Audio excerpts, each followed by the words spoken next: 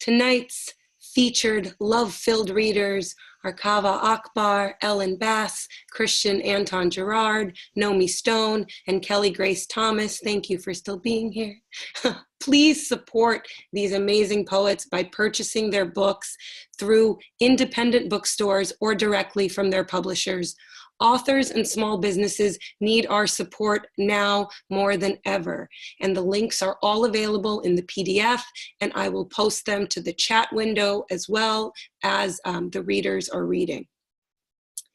Also, there is a suggested $5 donation to support the reading series and its readers, which can be paid via Venmo. That information is in the PDF as well, or PayPal.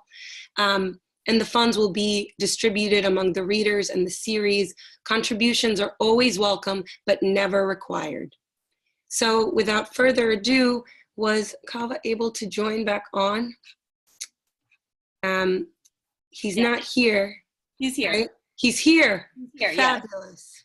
Yes. Wonderful. So without further ado, Kaveh Akbar is the author of Calling a Wolf, Alice James in the US and Penguin in the UK, and the chapbook Portrait of the Alcoholic, Sibling Rivalry Plus 2016. His second full-length volume of poetry, Pilgrim Bell, will be published by Grey Wolf in 2021. He was born in Tehran, Iran.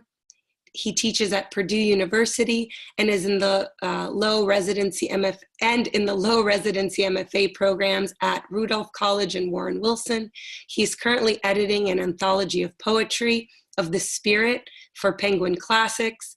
And this is such a compressed bio of his because the accolades just go on. And I can't wait to hear his poetry about love. So let's unmute him. Unmute. Yeah, hi, yeah, can everyone hear me? Cool, hi, yeah, my name is Kaveh. Thank you, Julia, for inviting me to this space. Yeah, that was really dark. That was really, yeah, I mean, that was really dark. I feel unmoored a little bit.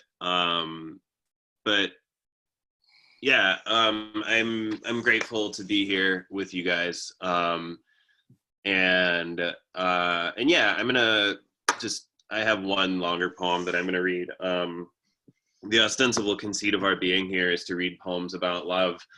And this is a poem that, yeah, I guess it sort of orbits familial love that situates itself in a place that is maybe not amenable to the act of loving for certain kinds of people. And yeah, I mean, I also think that, oh God, I hate when I sort of give lengthy preambles about my poems because I think that the poems do fine on their own. But maybe just in the context of what is happening, I think maybe it's, or what just happened, I think maybe it's useful to think about the plane of privilege in which I sit. Like that was a really angering thing that just happened. It makes me feel anger, but I think there's a gulf between my anger and someone else's fear. And from the vantage point of fear, anger looks very comfortable. Yeah, anyways, this is a poem called The Palace.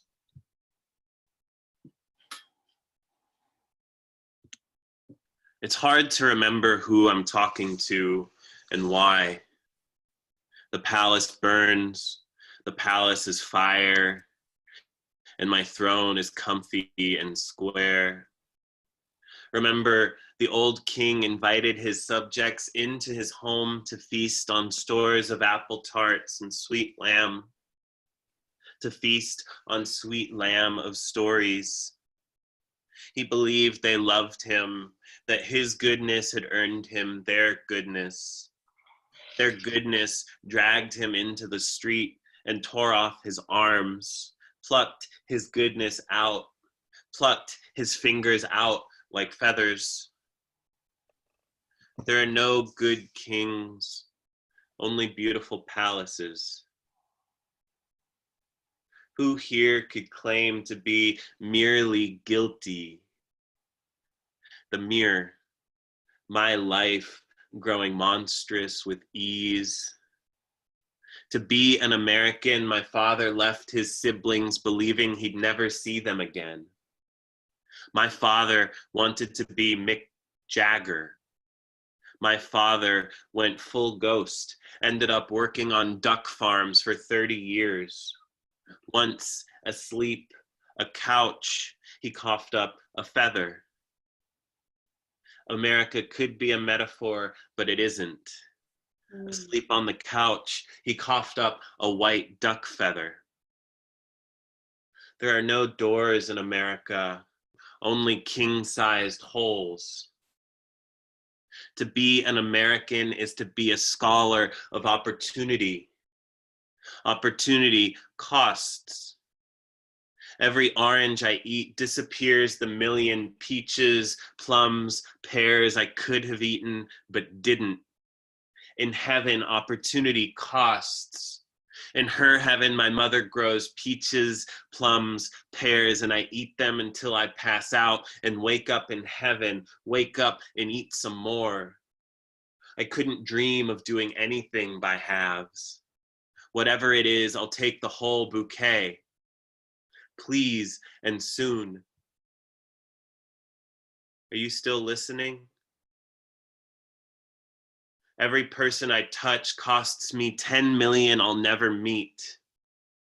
Persons and persons, inside each a palace on fire, inside each Mick Jagger wearing a gorilla pelt coat covered in ostrich feathers.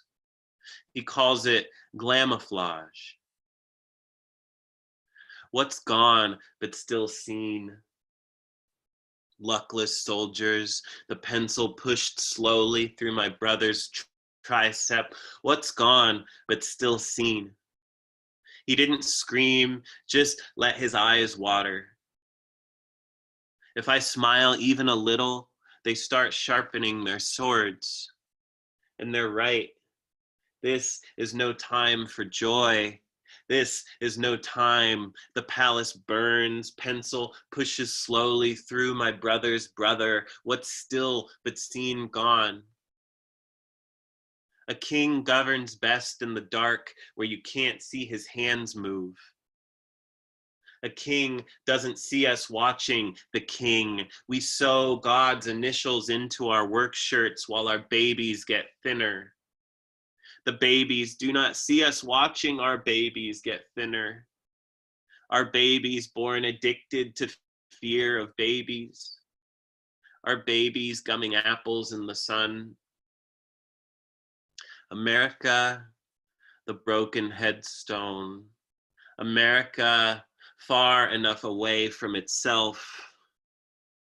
Hello, this is Kaveh speaking. I wanted to be Keats, but I've already lived 4 years too long. Hello, this is Keats speaking. It is absurd now to say anything, much less anything new. Hello, this is no one speaking. Hibiscus bloom, wet feathers, a tiny thumb of ash.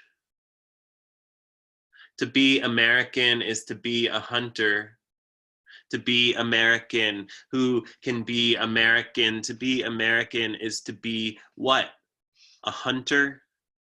A hunter who shoots only money. No, not money. Money. I have a kitchen device that lets me spin lettuce.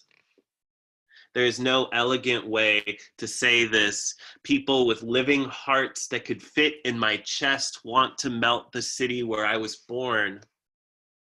At his elementary school in an American suburb, a boy's shirt says, "We did it to Hiroshima, we can do it to Tehran."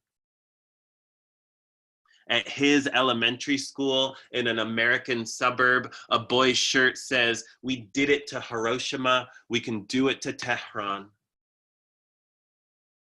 The take-home trophy, roasted goat baying on the spit, A boy's shirt says, "We did it to Hiroshima, we can do it to Tehran." He is asked to turn his shirt inside out. He is asked his insides out. After he complies, his parents sue the school district. Our souls want to know how they were made, what is owed.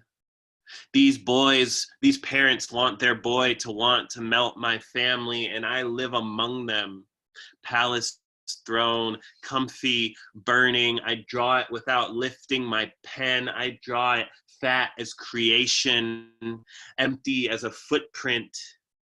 How to live, reading poems, breathing shallow, spinning lettuce. America, the shallow breath. How to live, the shallow trap. America, catching only what is too small to eat. The dead keep warm under America while my mother fries eggplant on a stove. I am not there. I am elsewhere in America. I am always elsewhere in America, writing this, writing this, writing this. English is my mother's first language, but not mine. I might have said Paramjan. I might have said Khuda Hafiz, sizzling oil, great fists of smoke, writing this. The first insect drawn by man was a locust. Art is where what we survive survives. Sizzling oil, great fists of smoke, art, sizzling oil, art. My mother fries eggplant. The first insect drawn by man survives. Who to kiss the prom queen? Brain pulsing like an oyster. Who to win the war? America rises covered in the tiny grains of its own making, fresh bread pocked with flour dust. Mistyping in an email I write, "I lose you so much today," then leave it. Forbidden mercies, the water bowl held to a prisoner's lips, windmills spinning around like drunk teenagers. Any document of civilization is also a document of barbarism, says the palace, burning. I, a man, am what I do not say. America, I warn you, if you invite me into your home, I will linger, losing, kissing my beloveds frankly, pulling up radishes and capping all your pens. There are no good kings, only burning palaces. Lose me today so much.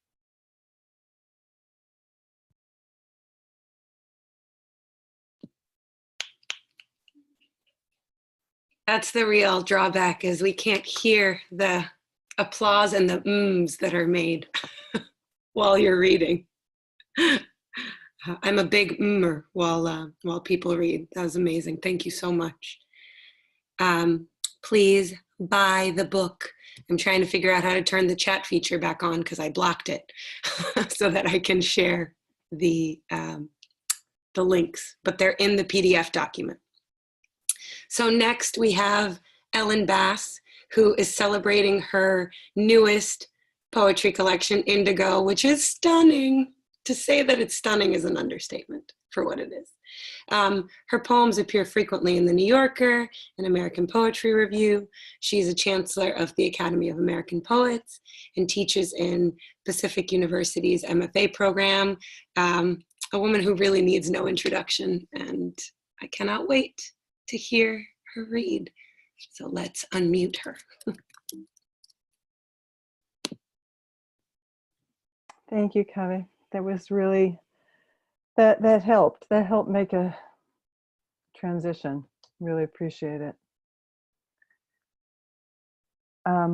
I decided to read romantic, more love poems. There's all kinds of love, of course. Maybe romantic is the wrong word, but personal love poems. These are all poems too are inspired by my wife of 38 years. And I think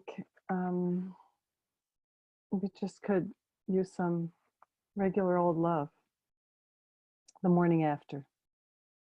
You stand at the counter, pouring boiling water over the French roast, oily perfume rising in smoke. And when I enter, you don't look up. You're hurrying to pack your lunch, snapping the lids on little plastic boxes while you call your mother to tell her you'll take her to the doctor. I can't see a trace of the little slice of heaven we slipped into last night. A silk kimono, floating satin ponds and copper koi, stars falling to the water. Didn't we shoulder our way through the cleft in the rock of the everyday and tear up the grass in the pasture of pleasure? If the soul isn't a separate vessel we carry from form to form, but more like Aristotle's breath of life, the work of the body that keeps it whole, then last night, darling, our souls were busy. But this morning, it's like you're wearing a bad wig, disguised so I won't recognize you.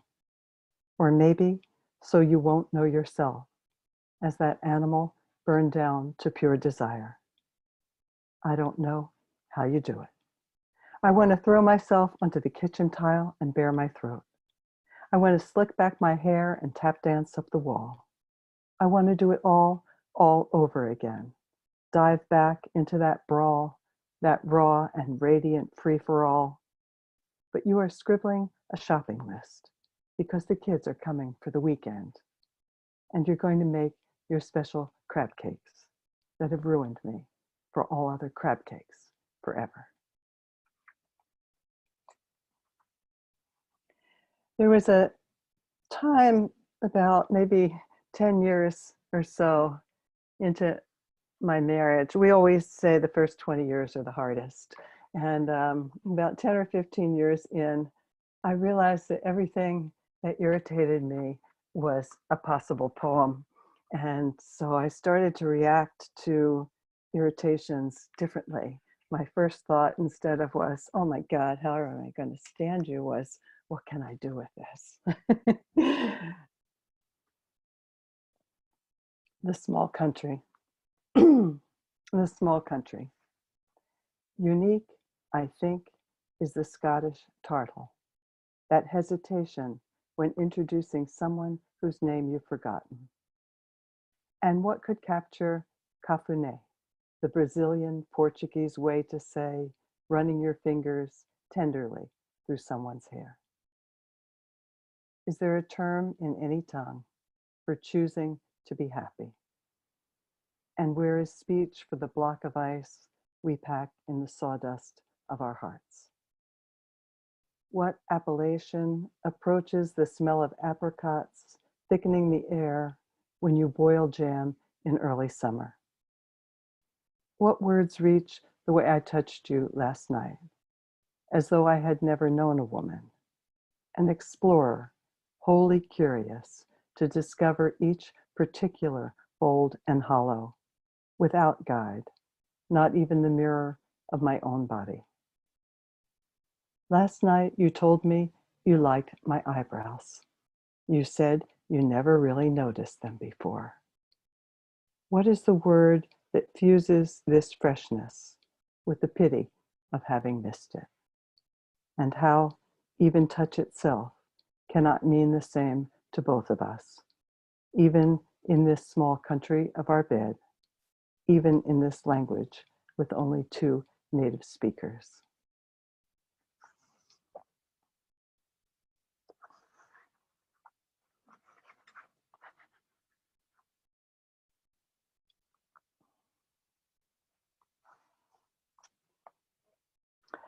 This is called marriage.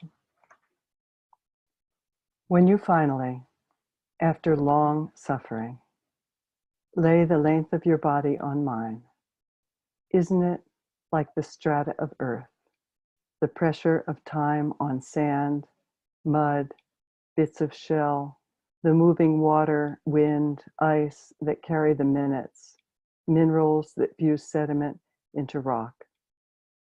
How to bear the weight with every flake of bone pressed in. O love, it is balm and it seals. It binds us tight as the fur of a rabbit to the rabbit. When you strip it, grasping the edge of the sliced skin, pulling the glossy membranes apart, the body is warm and limp. If you could, you'd climb inside that wet, slick skin and carry it on your back. This is not neat and white and lacy like a wedding, not the bright effervescence of champagne spilling over the throat of the bottle. This visceral, bloody union that is love, but beyond love, beyond charm and delight, the way you to yourself are past charm and delight. This is the shucked meat of love, the alleys and broken glass of love, the dizzy, hoarse cry, the stubborn hunger. And I'll end with this poem that was inspired by a poem by the poet Olli Heikkinen that was translated from the Finnish, and the title is the title of his poem, Sink Your Fingers into the Darkness of My Fur. Until this sore minute, you could turn the key, pivot away. But mine is the only medicine now, wherever you go or follow. The past is so far away, but it flickers, then cleaves the night. The bones of the past splinter between our teeth. This is our life, love. Why did I think it would be anything less than too much of everything? I know you remember that cheap motel on the coast where we drank red wine, the sea flashing its gold scales as the sun soaked our skin. You said, this must be what people mean when they say, I could die now. Now we're so much closer to death than we were then. Who isn't crushed, stubbed out beneath a clumsy heel? Who hasn't stood at the open window, sleepless, for the solace of the damp air? I had to get old to carry both buckets yoked on my shoulders. Sweet and bitter waters I drink from. Let me know you, ox, you. I want your scent in my hair. I want your jokes. Hang your kisses on all my branches, please. Sink your fingers into the darkness of my fur. Thank you.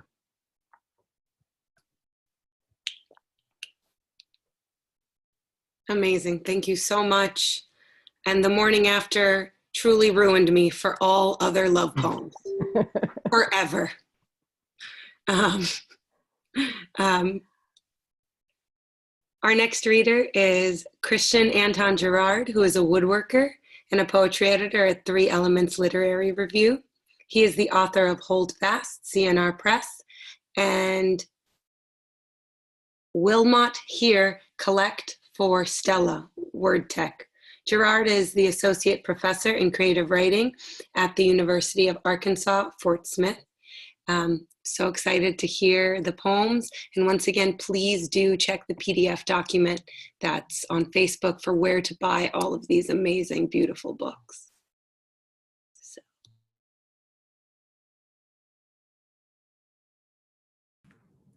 All right, hey, can everyone hear me? Are we good?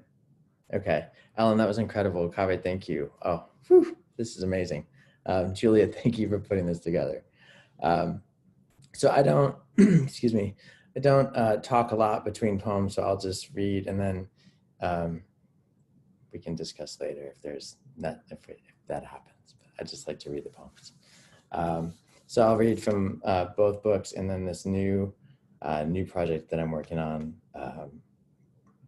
that is sort of this, we've been calling him the tough guy, but he's not so tough, though he's an amateur boxer, and He hangs out by railroad tracks and he's always in love. So here we go. Wilmot here collect for Stella, or if I lived in a forest. And you lived somewhere else, maybe in the forest, maybe not, no difference, just somewhere else with a different language. And you found me in my forest and we had to talk, had to find out if the other was dangerous. I would point at a waterfall and say, maybe waterfall. And you would say, Le Fin du Monde. We'd stand there looking at each other as if we were talking about the thing or maybe what we wanted from the other. We'd probably point to a few more things. It would feel important, like the end of the world or maybe like the world itself. Probably then we'd realize the world is big, much bigger than either of us had anticipated, and one of us, without doubt, would try to walk away.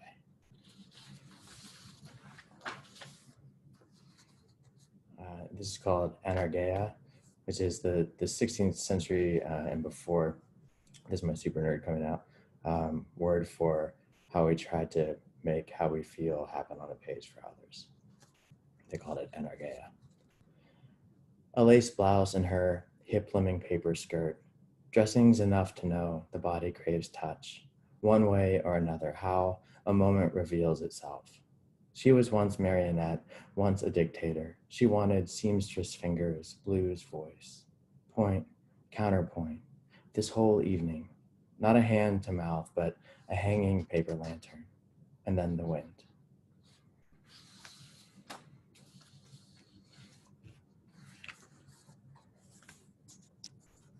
You'll probably hear a distinct shift in voice with these new ones. So this is one of them. Every heart got 24 hours to beat, but that ain't laying me down with its lips. We keep trying to find that place called more time or enough time or damn anytime, and I don't know when time's gonna know. A quarter mile turns into time, a finishing line, just a thing you gotta get to fast, is all the ponies in your pistons will pull. Maybe we draw a line, you and me, in the fifth oak from the rusting axles, been by the track since we've been going down there. Say we mark that tree and make like we're in your front seat, fumbling over words when everything in our hands is more than a day can hold.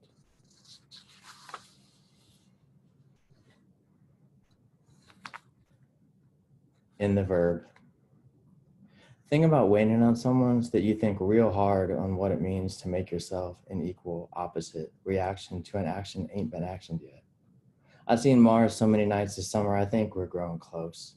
Maybe it's time we start sending letters. Like I'm just gonna start sending letters to Mars. I guess it's just, I pray and say her name, but what if God's sick of me talking want? I'm sick of me talking want, and I'm the damn one ready to write Mars because I'm thinking God's sick of me talking want. Saying this out loud is like a crazy saying he ain't. This life's no blind leading the blind type thing. No way. Blind folk I know see better than I do and don't give a second's thought to writing a red nightlight asking for some answer from her night quiet when I ain't even asked a question. Blind Jake keeps saying closing my eyes don't mean I'm some sleepwalking bumbler. No, Blind Jake don't stutter. He says close your damned eyes, man, and see what you think you're waiting on or for. He says waiting on is different than waiting for. Last night I tried to hear every prayer being said, talking want. You imagine hearing all that day and night and day and night?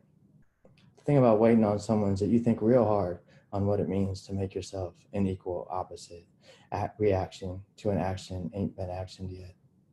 I started thinking falls when answers come. Makes sense, because then leaves go away and there's more sky, but me and Mars been a thing this summer with leaves. Bet God gave me that red light, because waiting's its own fight.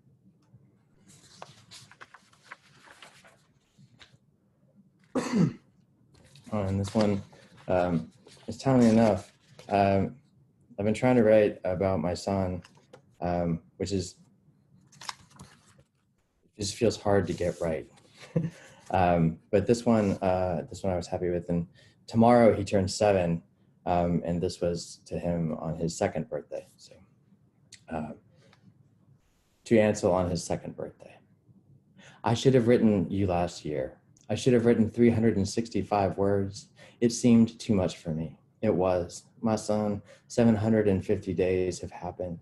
A poem on the occasion of your birthday is not the place for advice or wishes or hopes. So years from now, when you find this paper again in a drawer or some bag filled with papers, don't be disappointed that I've not said here those countless things I have for you. I want you to know I don't know what I will be able to give, how to imagine what you will make out of any of this. There are things I know, though. You are ironclad headed and willow blossom hearted. You know how to love. I don't know if this is a blessing or a curse. For me, it's both.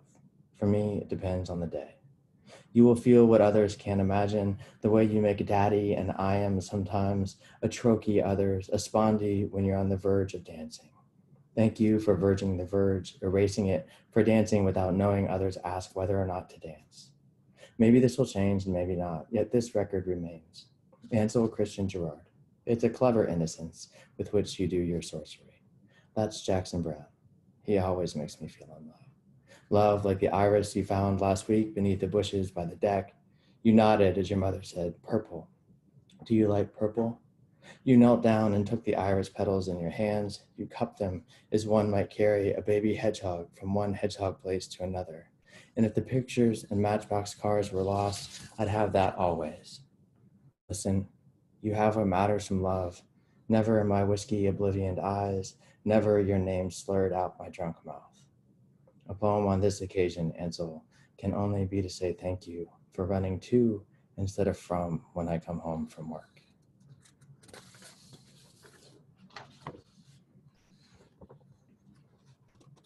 Listen, God says words in night that night don't know how to hold, so it gives them to me. I'm like, night, what do you think's in me can hold any more or less than what it takes to lie here holding her, half wishing she'd wake and make words in you you'd give to God, because only God and her and me know how to hold it, what day says can't be said in a day. Can't much fault night though. I mean, it ain't just me and her and God with the words, and sometimes it ain't even us three. Mostly it's me feigning lonely with her and God when her and God are holding me, and probably I'm what night can't say or won't hold, because night don't want to be witness to what God only knows about me.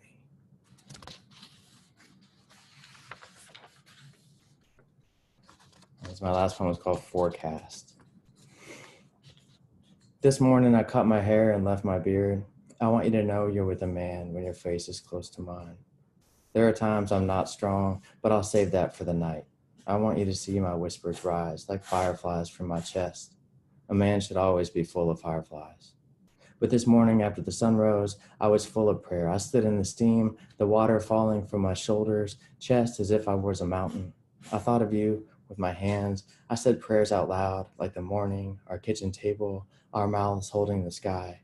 I thought the sublime, thought of you, your back, my chest fast against your trembling. I was trembling. You were a blood lily in the rain. I was a big leaf fern dripping on you, and there are times when beauty takes me slowly to my knees. You said you couldn't stand. You leaned into me, trusted my gristle to hold, trusted the fern would reach the ground, let the lily quake safe in the wind. I thought of you with my hands holding the hands inside you, my hands insides, our knees, a mountain, a flower, a storm bolt. I thought of your hands on the wall, my hands on your hands on the wall, how we prayed at the world's edge, how we held on, kept praying, our prayers, water falling 1,000 feet to find the calm that comes when water falls to itself. I want you to know a man can fall like water. I want you to know a man with fireflies in his chest can also hold a lily in the rain. I want you to know the man you feel against your face will fall to his knees in any weather to tell you this.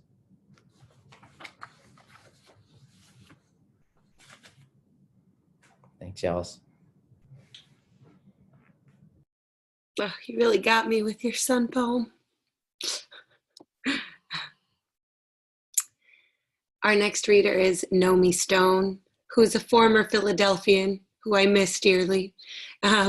She's a poet and anthropologist and the author of 2 collections, Stranger's Notebook, Tri-Quarterly 2008, and Kill Class, Tupelo 2019.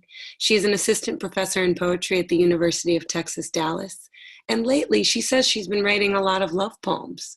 So let's hear them, Nomi. I'm so excited. Let's unmute you.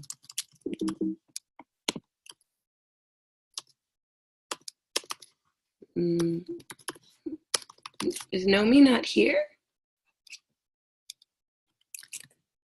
Mm. There we go. Can you hear me? Yes. It's because you had your real name, Naomi. And so I couldn't find you in the search as easily. Hi, everyone. That was really scary and shook me up. And I'm so happy we're all together after it. And I can't think of any more soothing, special way to sort of recover than to be with you glorious people. So thank you for having me, Julia, and so fantastic to read with all of you. I hope I'm not too dark. We just moved and there are very few light fixtures in this house. Okay, I'll start with a poem called Field Notes from a Catastrophe. Stars throw their snow on the water. Quietly, we gather a document with the numbers, the tiny echoing laughs, the rows of cabbage and their lush toughness, a list of every loved one's hungers. I love you, I'm here, don't go under.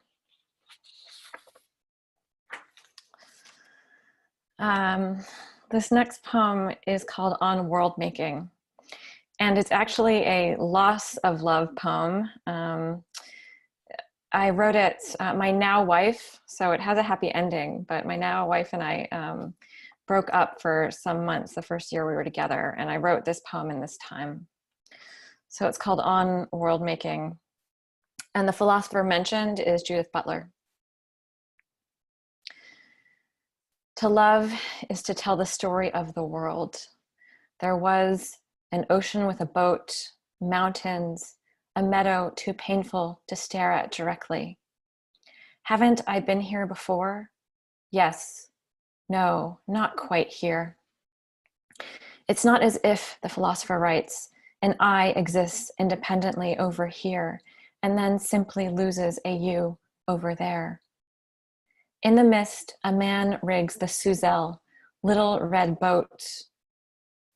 Loved, labored for months, learning to tie the right knot, the exact and only knot that will keep the vessel tethered.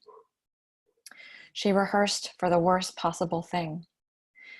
The attachment to the you, it is written, is part of what composes who I am.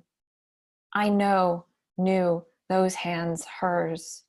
I watched her dust the sourdough with flour at midnight, a moon between her fingers. Gone went loved, but the half world of her and me was me. It was lit by the moon.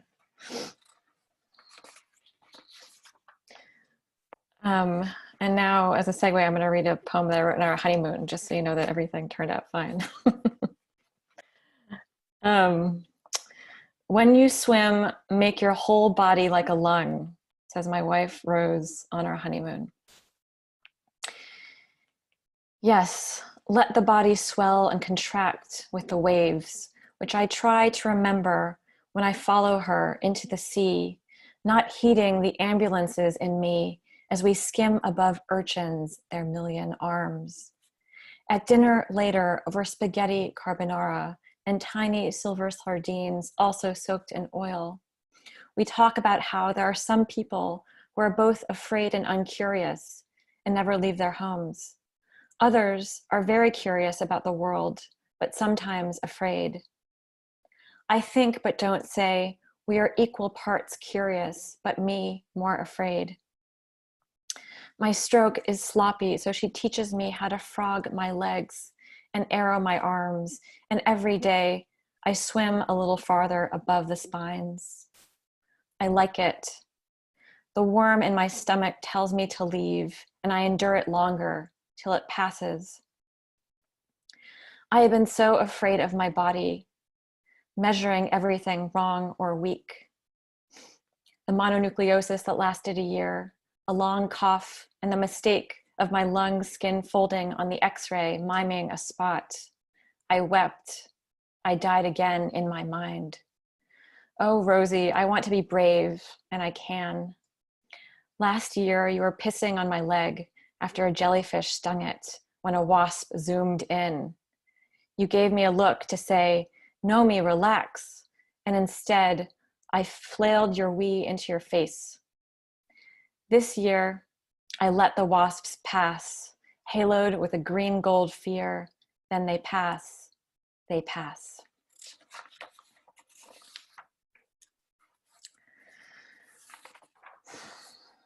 This is also for my wife. Okay, the title is For My Wife, who is writing a collection of stories called Homescar. Rocks are notched with sea limpets, and the pockets limpets leave once they've sealed into the rock and know themselves most inside it, shell swelling, softening the stone. You can sketch their home scar with your thumb, the X the body can't stop returning to, little mollusk driven by the seas, then sealing again to the same known. My glorious wife and I joke about home, grooves in the rock we land in again and again. I am from the soothing of P.F. Chang's, the shoe stores in the mall, the lit waves of others exchanging money for calm. Before that, my people are from fear. My great-great-grandfather left, hidden in a wagon of straw.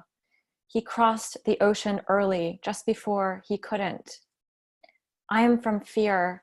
I steer clear of harm if I can, wear an extra sweater, and don't let my ankles buckle. Oh, beloved, I will try to be bold. The body longs backward and forward, backward and forward. I'm gonna close with a dog poem, some love and some happiness in it. This is called Waiting for Happiness. Dog knows when friend will come home, because each hour friend's smell pales, air paring down the good smell with its little diamond. It means I miss you, oh, I miss you. How hard it is to wait for my happiness, and how good when it arrives. Here we are in our bodies, ripe as avocados, softer, brightening with latencies, like a hot blue core of electricity, our ankles knotted to our calves by a thread, wombs sparking with watermelon seeds we swallowed as children, the heart again badly hurt, trying and failing, but it is almost 5, says the dog. It is almost 5. Thank you so much, Nomi. Especially for ending on that poem. I have the broadside right up there. And lastly, to cap off our love-filled evening, we have Kelly Grace Thomas, who is the winner of the 2017 Neil Postman Award for Metaphor from Rattle. Her first full-length collection, Boat Burned, was released by Yes Yes Books in January 2020. Obviously the best time to release new books, as everyone releasing new books knows. She lives in the Bay Area with her husband, Omid, and you can buy Boat Burned from the publisher and small book distributors, so do so, as with all of these fabulous authors. Hi, everyone. I just want to say thank you so much to Julia.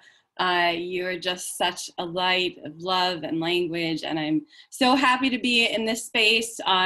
Sad for unfortunate things, but happy for the comfort of the recovery. Thank you to all the other readers, swoon-worthy poems. I'm like sitting here rocking in my chair to your words. So thank you to the listeners, to everyone who's here. I'm going off ripe as avocados, as Nomi said. I'm gonna start with a love poem for my husband Omid about avocados. I cut avocado open and wonder at pit, how each half empties and fills. Avocados summer inside our home. I am braless, barely waking. The house a still secret. Bed a museum of our bodies bent and branched into hillside. The way you squeeze my ripened hips. Prefer me soft. A blur of morning stanza, I run my fingers through dawn. Winter shivers someplace else. I circle the recipe of your hands, rewind whispers, the tender tangle of ivy curtains, forest of your beard. You protect me. Hours after I have left you, stuck behind a desk, somewhere beige, hungry, I open my lunch, the avocado split in half, and I know somewhere there is a tree that planted us, a pit or concave where we sleep belly to belly.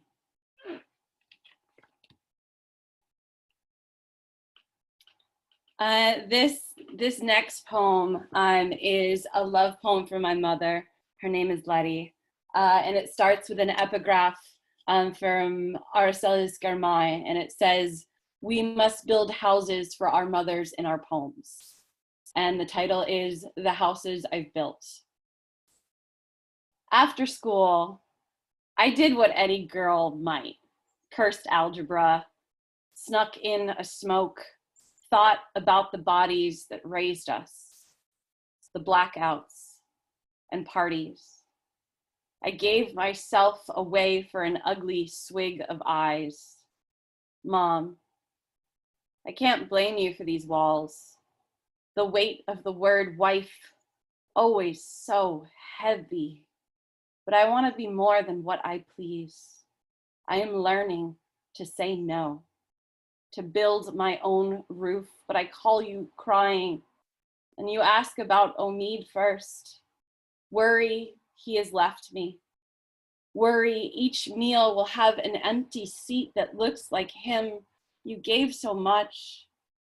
Gave your life to man or memory. Mom, I built this book for you. Tell me a kitchen table secret. Let's heirloom each other. Turn shame to sanctuary. This is more like love. Please know, I have always named you saint. You are beautiful with or without him, but let me speak the sadness. Build these poems. I will keep saying no. There will still be joy. We bloom, a January flower. Every daughter is owed these words. Even you, especially you.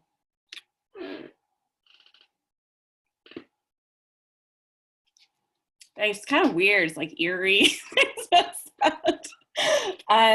This next one, I try to think of all different love poems. So I have two for my husband, I have one for my mother, and this one's for me, and it's called Lifeboat. Originally it started with an epigraph from Ocean Vuong that says, "Here's today, jump, I promise it's not a lifeboat." And this is called Lifeboat. Don't worry. Your mother will always live inside the house you built for her. A sailboat can only wait so long for wind. When you run aground, the buoys nod a quiet, "I know, Omid loves you." Anchor the children close at sunrise.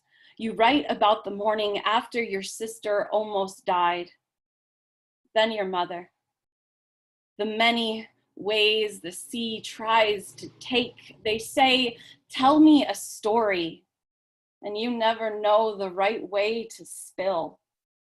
This is the one where you and your father tied yourselves to dark, sailed all night to Florida, holding only a memory of sleep.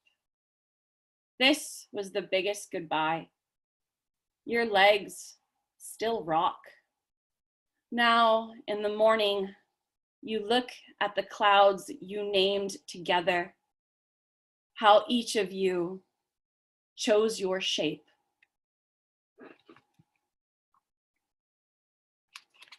And I'm gonna finish on a poem about, oh, sorry. I'm gonna finish a poem, wrong page number, about my husband and his love of all things and saving spiders. And it's especially special for this reading because I started it in Paige Lewis's workshop 2 years ago, Kava's partner.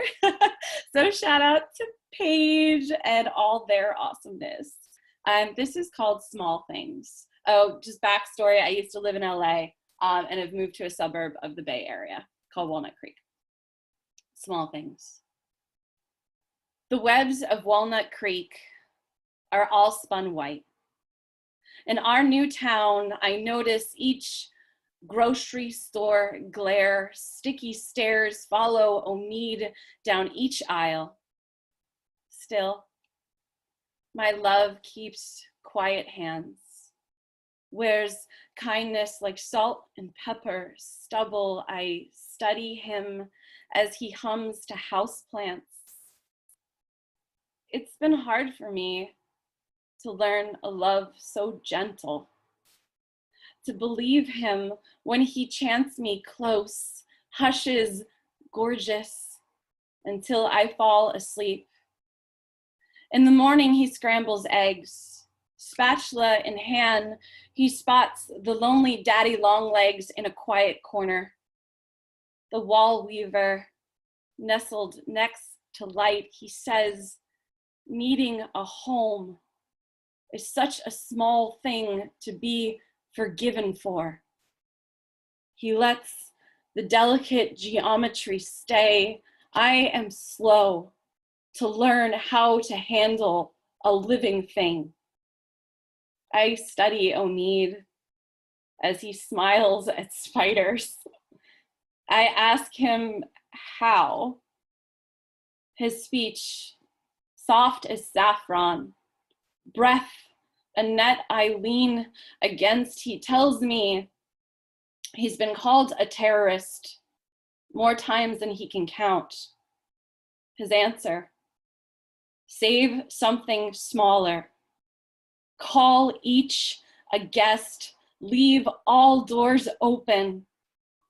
Just because the world has called something poison, he says, doesn't mean we kill it. Thank you so much. Thanks for listening. Thanks, Julia. So now I love that poem so much. Thank you, all of our amazing readers.